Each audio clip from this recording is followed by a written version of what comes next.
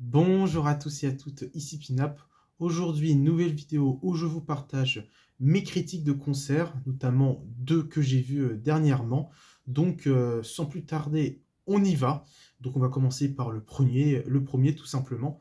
Je suis allé voir du jazz avec mes proches dans la salle Blomet qui se situe dans le 15e arrondissement. Pour ceux qui habitent Paris, voient peut-être quelle salle je mentionne. Je suis allé voir un groupe de jazz qui rend hommage au jazz des années 20, années 30, des petits morceaux très, très enfantins, très innocents. C'est le groupe The Great American Songbook. Ils étaient composés en tout de 5. Il y avait le frontman qui chantait et en même temps faisait du violon. La chanteuse aussi, ouais, ils étaient deux, mais c'était plus elle qui chantait. Lui, il était, on va dire, faisait quelques chœurs pour l'accompagner. Elle était aussi violoncelliste, d'un contrebasse, d'un guitariste, un contrebassiste, ouais, c'est mieux, d'un guitariste style guitare manouche, d'un pianiste et encore un autre pianiste. Ouais, ils étaient deux parfois, ils venaient, ils partaient. Enfin, il était là, pas non plus tout le temps, mais fréquemment. Alors, on va dire ça comme ça, il était là fréquemment. Donc, je suis allé dans cette salle-là, en tout, cette salle vraiment grande et vraiment très typique. Bon, très typique salle, bar des années fin 30. Il y avait vraiment une ambiance, on ressentait vraiment cette ambiance de bar jazz. C'est assez impressionnant, bon, pas non plus petite, mais c'était une grande salle et bah, pas mal. Vraiment, c'est la première fois que je suis allé dans ce type de salle, de ce type de salle-là. Alors pour ceux qui ne voient pas de quoi je parle, j'avais publié sur mon Instagram un extrait de jazz. N'hésitez pas à les voir, c'est dans ma story. Vous cliquez sur mon profil et vous voyez qu'est-ce que je postais. J'avais posté une image et une petite vidéo pour vous partager ce petit moment. Bon, c'était sympa, pas non plus mon plus gros concert que j'ai fait, mais c'était sympathique. Donc, comme je vous le disais, c'était vraiment du jazz des années 20, des 30. C'était vraiment plus un orchestre, on va dire, une espèce de orchestre jazz, quoi. Bon, il n'y avait pas non plus de la clarinette ou que sais-je encore. Pas non plus de la musique classique style Mozart. Mais et voilà, c'était vraiment 5 personnes, ils ont plutôt bien assuré, donc c'était vraiment des petits morceaux très doux, c'était quoi, 2-3 minutes maximum en tout, c'était avec un côté très enfantin, et à l'époque, si je dis pas de bêtises, beaucoup d'Américains ou d'Anglais chantaient ce type de morceaux, ça a connu un bon petit succès dans ces périodes, enfin, c'est ce qu'a dit le fondateur, enfin, c'est le frontman du groupe. Et qu'est-ce que je peux rajouter d'autre donc en tout, ils ont joué pendant une trentaine, une quarantaine de minutes, je crois, quelque chose comme ça.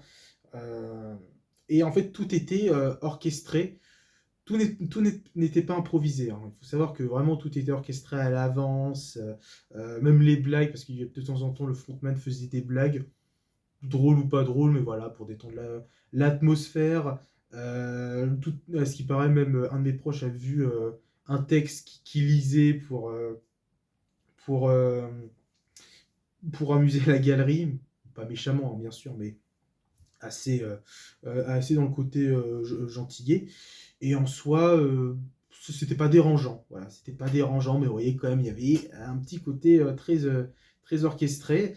Donc voilà, ils ont plutôt bien assuré. Le guitariste aussi faisait du saxophone en même temps.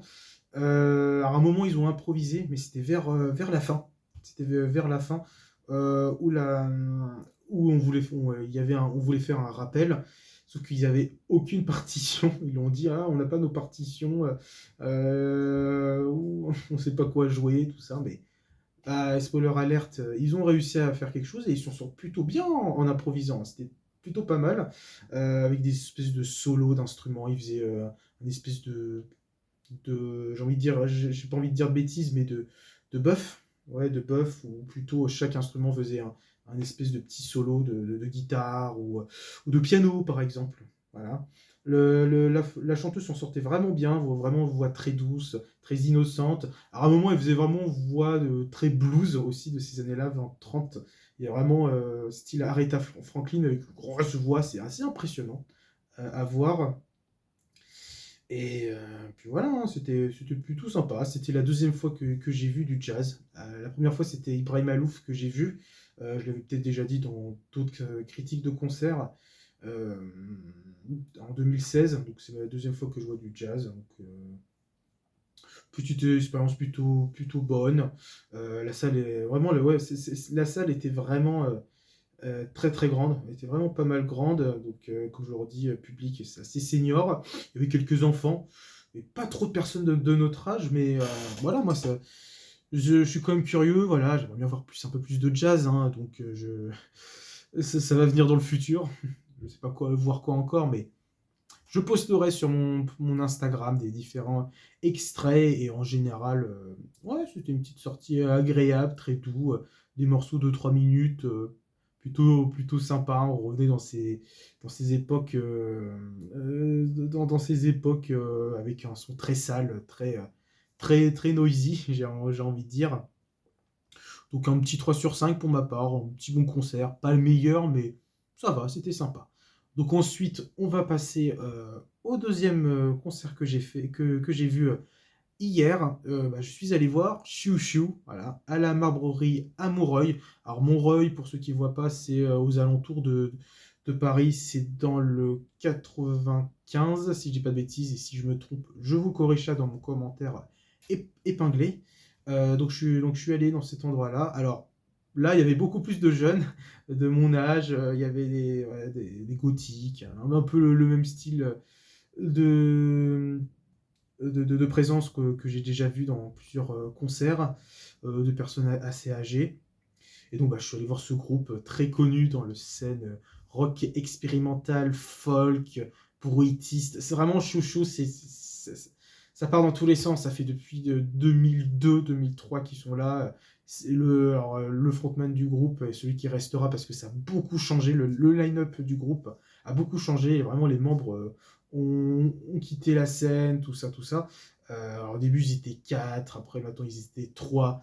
Mais en général, on retient surtout Jamie Stewart et Angela Seo qui est apparue en 2006. Donc ils sont deux. Euh, et elle est toujours présente et c'est toujours cool. Voilà, il y a plein d'albums très intéressants dans Chouchou. Il y a Knife Play que j'ai en vinyle que je vous ai présenté. Alors il a des petites imperfections dans mon vinyle, mais c'est pas grave, c'est pas gênant. C'est vers la fin, il y a des petits passages où ça se répète, où parfois ça saute un peu, mais c'est rien de très grave. C'est vraiment c'est rien de très grave.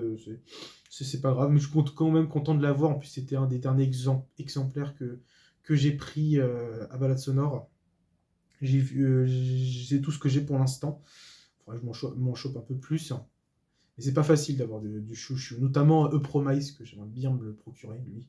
Mais vivement qu'il soit réédité. Alors j'ai vu qu'ils avaient réédité en cassette leurs albums.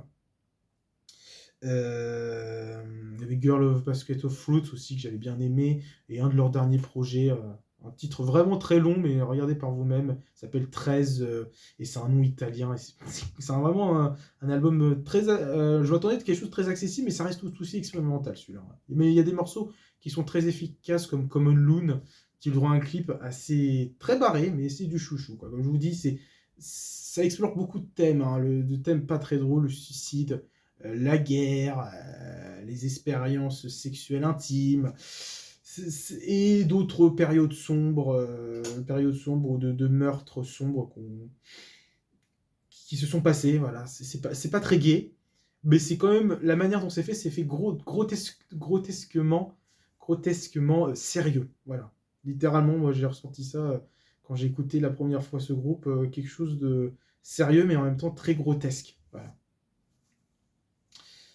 Donc je suis allé les voir donc dans cette salle-là. Alors littéralement c'était très underground, on dirait vraiment que c'était dans un bâtiment abandonné où il y avait les proprios qui ont repris ce bâtiment pour faire des salles de concert. Vraiment plein de choses, plein de tags, de, de, de, de stickers.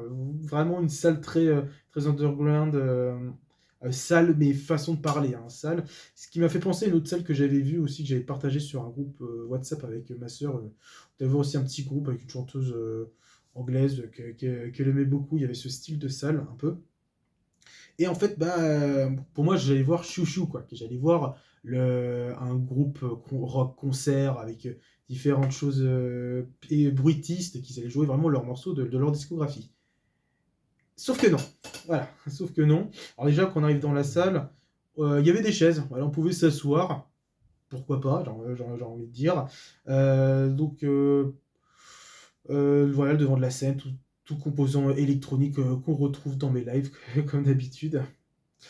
En soi, ouais, j'ai pas vu de merch. J'ai pas vu de merch. J'ai pas vu ou j'ai peut-être mal vu, mais j'ai rien vu de tout ce qui était t-shirt ou vinyle ou que sais-je encore, ou poster.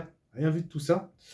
Il y avait une cafétéria aussi à ma droite. Ouais. C'était assez bien équipé aussi. C'était une grande salle en vrai. Elle était vraiment, vraiment grande. Donc, bien entendu, il y a eu un premier groupe qui avait joué. C'est le groupe Rebecca Dahlia. Où en fait, c'est à la base une personne, mais il y a une deuxième qui l'a rejoint.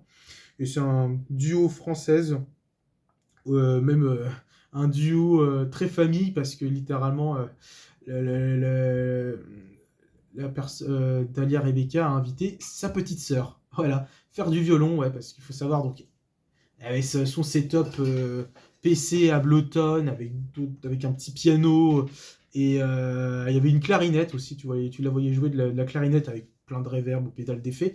Et ben, il y avait sa petite sœur voilà, qui avait joué un petit peu, pas non plus trop longtemps. Et en fait, c'est très spécial parce que littéralement, c'est des voix très graves à la lingua ignota.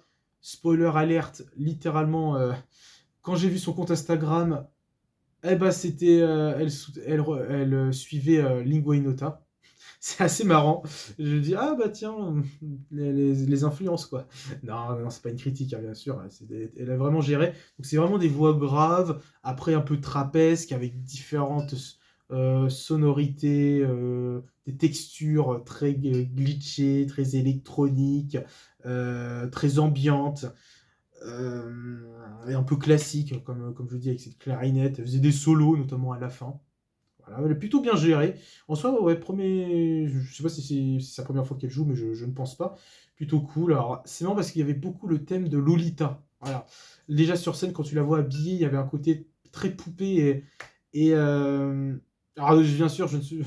Je ne suis. Je ne vais pas non plus me faire passer pour pas que je suis, mais il y avait un côté, et j'aime pas ça, mais très attirant, quoi. Enfin, il y avait un côté très poupée, hein, littéralement bien habillé, etc. Et c'est marrant parce qu'elle mentionne Lolita dans ses paroles, donc je ne sais pas si elle veut jouer là-dessus, mais je ne pense pas. Je ne pense pas. Euh... Ouais, très belle voix. Elle faisait parfois quelques chorégraphies, elle allait de gauche à droite. Euh, vous la voyez faire des mouvements avec ses bras. Ouais, elle voulait vraiment dynamiser le truc, mais il y avait pas mal de bonnes petites idées. J'ai vraiment hâte d'écouter ça. Bon, c'était mieux que le premier duo avec George Clinton. Bon, je l'ai pas trouvé mauvais, mais je l'ai trouvé très pop, quoi. Je l'ai trouvé très pop. Drab Majesty, si je dis pas de bêtises, ça s'appelle comme ça. Et, euh, comment dire, il y avait vraiment une recherche très intéressante, ambiante, dark, avec des effets de lumière. Et à un moment, tu la veux manger des pommes aussi, ouais. Pourquoi pourquoi Je ne sais pas. Manger une pomme ou bizarre. Un peu c'est marrant parce que sur son compte Instagram, j'ai vu qu'il y avait pas mal d'images où elle faisait référence à des pommes. On la voyait s'allonger à côté d'une pomme. Je sais pas, vraiment son univers, il faudrait que je me creuse un peu plus, mais pour une performance et pour avoir découvert ce groupe, bah, c'est plutôt pas mal, hein. Sur Reddit, il y en a qui trouvaient que ça faisait penser à Onitrix.never, l'ambiance texturale. Moi, vite fait, parce que vraiment, lui, c'est très ambiante, hein. Là, c'est très trapesque, ça part un peu dans tous les sens. C'est un peu une espèce de lingua nota pop, en fait. On va dire mélangé avec un peu du Björk, notamment quand je dis Björk, quoi, c'est un petit peu son phrasé et même l'espèce de clarinette, parce que dans un de ses derniers albums de Björk, tu avais ce style d'instrument, ça m'a fait beaucoup penser à ça. J'ai pas trop aimé son dernier album aussi, en parlant de ça. Je l'ai écouté un peu, ça m'a saoulé. Je suis passé à autre chose. Ouais, Björk, pour moi, ça. Mais je devrais peut-être écouter encore un peu plus. Hein. Faut que j'écoute encore un peu plus. Mais mes coups de cœur pour l'instant, ça restera Homogenic et Vespertine. J'adore ces deux albums. Ils sont magnifiques. Donc elle a joué pendant une trentaine de minutes, 30-35 minutes, je crois. Et donc on a attendu. Alors en tout, la salle, elle a ouvert à 19h. Ouais, 19h, ils ont joué à 19h30. Ouais, il était 20h10, quoi, quelque chose comme ça, 30-35 minutes. Il n'y avait pas d'heure d'imperfection. Alors, à un moment, elle a voulu partir de la scène, mais elle a oublié de débrancher tout son matos avec sa clarinette. Et à un moment, il y avait, donc, elle faisait son solo de clarinette, mais tu avais une espèce de petite rythmique, mais sauf que c'était pas là-dessus. Bah, elle a tout de suite arrêté, mais elle a bien géré, et sa petite sœur aussi, ils ont bien géré. C'est très cool, c'est très sympa. Bravo, Dalia, Rebecca. Pour cette première partie. Bon, bah, arrive Chouchou, hein, tout simplement. Arrive Chouchou et comment dire, alors déjà, je les ai vus passer très furtivement dans la loge, parce que vraiment, il y a la scène et à côté, tu as des espèces de portes. Tu avais une porte et la porte loge et tu les voyais, même James Stewart, il portait un masque pour pas trop qu'on le reconnaisse.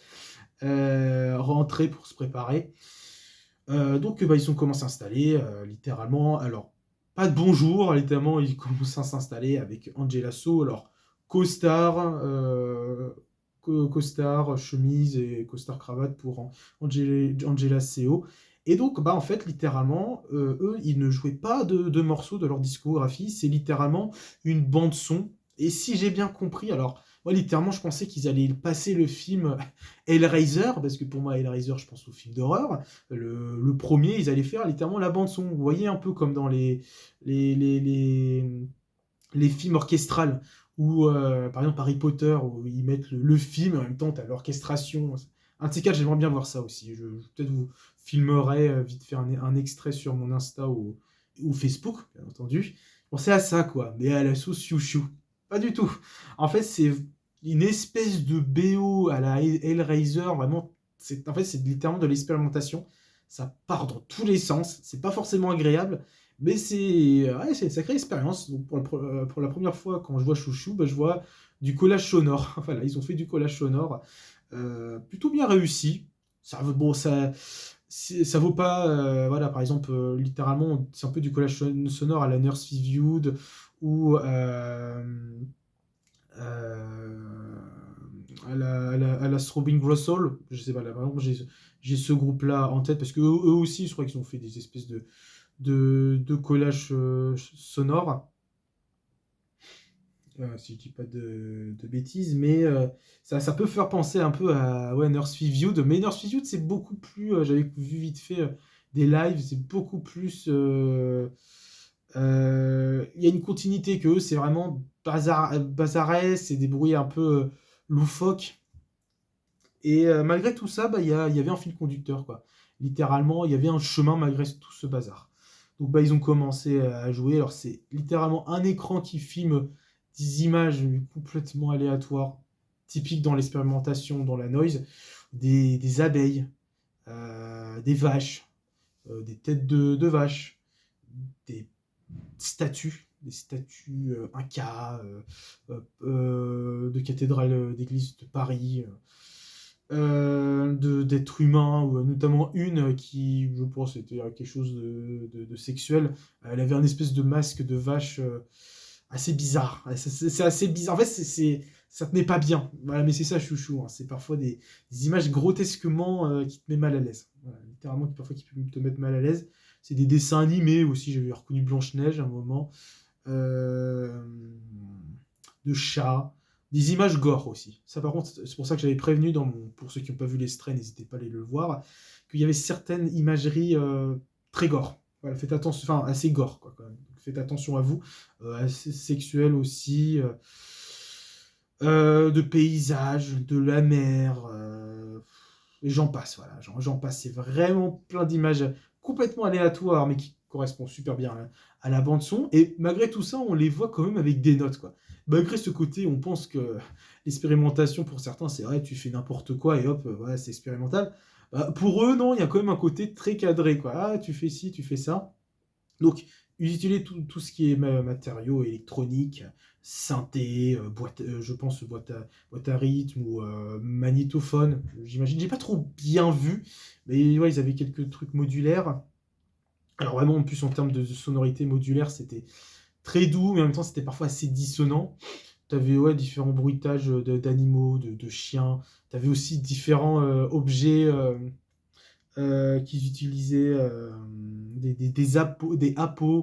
euh, Qu'est-ce qu'il y avait d'autre? Des ballons de baudruche, euh, des petites clochettes, ou un espèce. Alors ça, je sais pas trop c'est comment, mais si tu le fais remonter, tu as une espèce de bruit d'alerte. Voilà, quoi, si je puis dire, de bruit d'alerte. Euh, ouais, tu avais différents d'instruments, d'appos de chasseur ou même de bruit de porc, et notamment cet extrait que j'avais publié. Mon premier extrait, c'était un truc assez dérangeant. Voilà, désolé si j'en ai brusqué certaines personnes. Bon, j'ai pas vu de retour négatif pour l'instant, donc pour moi, ça va. Mais j'ai prévenu quand même. Voilà. Il y avait des bruits, parfois pas forcément très agréables. Et chouchou, c'est toujours imprévisible. Littéralement, quand tu écoutes un morceau, tu penses que c'est lent. Et là, littéralement, c'est un truc bien heavy, bien bruitiste, et c'est très imprévisible. Et là, t'en avais, à un moment, t'avais des bruits de téléphone, et t'entends Angela qui crie Shut up beaucoup de fois. À un moment, t'entends Jamie Stewart qui dit OK, Paul. Pourquoi? Je sais pas. Tu les voyais parler et tu voyais avec différents objets, notamment des espèces de tuyaux, ça j'avais bien aimé, où il y avait une espèce de balle à l'intérieur et ça faisait créer une espèce de sonorité où tu avais l'impression d'être dans quelque chose d'organique, notamment où il y a une séquence dans un tunnel. Euh... Et il mangeait pas des pommes. Non, il faisait pas comme Dahlia Rebecca. Ils mangeaient pas de pommes, et vraiment ils utilisaient tout qui leur venait à la main, quoi, j'ai l'impression. T'avais même, ils utilisaient un espèce de bruit. Alors, je sais pas si c'est un truc pour le dentiste, vous savez, pour les dents, là. Mais pour moi, j'ai l'impression que c'était. Parce que je crois que ma soeur, elle a ça, une de mes. Enfin, ma soeur, elle a ça. Où, en fait, ça permet de touiller ton lait. Et je crois qu'ils utilisaient ça avec différentes pareilles de boîtes, de gâteaux. Bizarres. Et donc on avance. Après un moment, tu as un côté un peu techno bizarre, avec des espèces de cris mélangés avec des batteries. Alors tu la voyais aussi, Angela, avec cette espèce de batterie avec des espèces de dalles en plastique où elle tape dedans. Bah, tape dedans, c'est un bruit c'est qui donne une sonorité batterie électronique. Je sais plus trop comment ça s'appelle, mais ça c'est pas la première fois qu'il fait des espèces de batteries bruitistes, hein. Voilà, tu la voyais taper dedans. Mais c'était intéressant, c'était très noise, mais c'était. Ouais, d'un autre côté, tu dis pourquoi j'ai vu ça? Enfin, pourquoi j'ai vu ça? Moi, d'un autre côté, je voulais vraiment voir le groupe jouer, leur discographie, mais non, ils nous font vraiment une performance de collage sonore bien long. En tout, ils ont joué 40 minutes, je crois, 45 ou 50 minutes. Qu'est-ce que je peux rajouter d'autre? Non, je crois que c'est bon. Et bah voilà, donc ils nous font de l'expérimentation, quoi. À la Number 9 des Beatles, littéralement. Oh non, Revolution 9 des Beatles, non. Revolution 9 des Beatles. Bon, eux, c'est pareil, c'est pas très long non plus, mais eux, c'est vraiment poussé fois 1000, avec aussi des espèces de klaxons de vélo, même. Vous l'entendez dans mon live, c'est Jamie qui le faisait. T'avais aussi, je crois, je sais pas si c'était des bruits de toilette, mais il y avait une personne, je crois, qui évacuait de son postérieur, je crois. Oui, c'est complètement bizarre. J'avais l'impression d'entendre ça, même dans l'extrait, vous l'entendez.